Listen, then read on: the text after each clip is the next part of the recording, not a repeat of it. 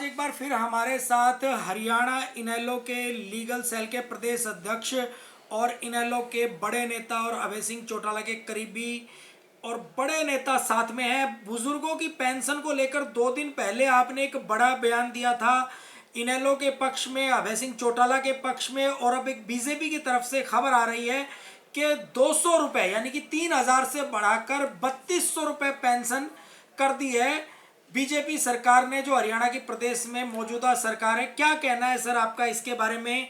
और जैसा कि आप बता रहे थे कि 7500 रुपये जब इनेलो की पेंशन आई, तो क्या 3200 रुपये पर्याप्त बढ़ोतरी है या नहीं? ये दोनों चीज़ों पे थोड़ा अपना स्पष्टीकरण दें। धन्यवाद पत्रकार महोदय, आपने बहुत सही जो है मुद्दा इस समय आज चर्चा करी। इस बारे में मैं ये कहना चाहता हूँ कि भाजपा सरकार ने जो ये बुजुर्गों की पेंशन के साथ छेड़छाड़ करने की कोशिश करी थी, इसको लेकर के इंडियन नेशनल लोकदल पार्टी के सुप्रीमो आदरणीय चौधरी अभय सिंह जी चौटाला ने जो 20 फरवरी को पंचकूला का प्रदर्शन का ऐलान किया था, उससे घबरा करके और ये सरकार ने पेंशन बुजुर्गों की रिलीज करी है और ये बढ़ावा करने का दिखावा किया है।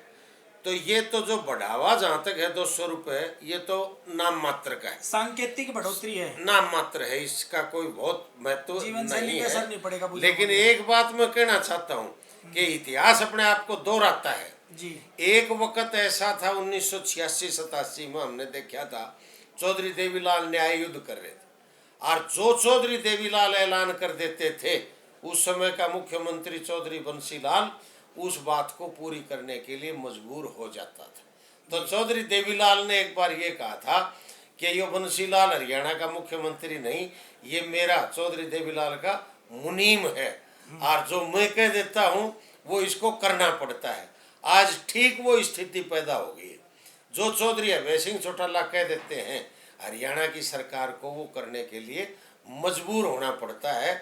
तो ये जो मौजूदा मुख्यमंत्री है, ये इन हालात के मद्देनजर चौधरी अभय सिंह चौटाला का मुनीम है, जो वो आदेश करेंगे उसकी यो पालना दूसरे तीसरे दिन मजबूर होकर के और ये करेगा।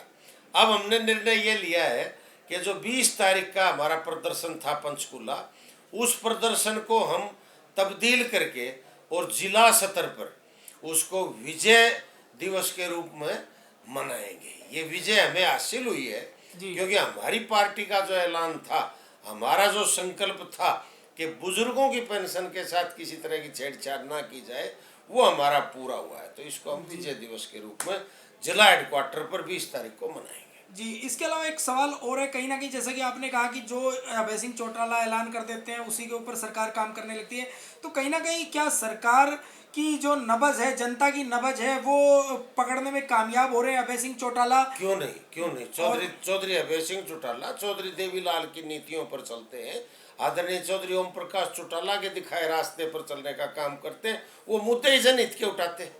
किसान आंदोलन में इस्तीफा दिया था कि नहीं दिया? बिल्कुल दिया था। पानी रोक लिया था पंजाब ने, गवर्नर को ज्ञापन दिया था कि नहीं, राज्यपाल महोदय को जाकर के, और फिर वो पानी छोड़ना पड़ा था कि नहीं छोड़ना पड़ा? तो अभय सिंह चौटाला तो मुद्दा ही जनहित का उठाता, और जनहित का वो मुद्दा उठाते हैं जो जानबूझ करके सरकार उसमें कोई अनदेखी करने की कोशिश करती है, वो मुद्दा उठाते हैं। तो हमसे बातचीत करने के लिए और अपने विचार रखने के लिए धन्यवाद साहब।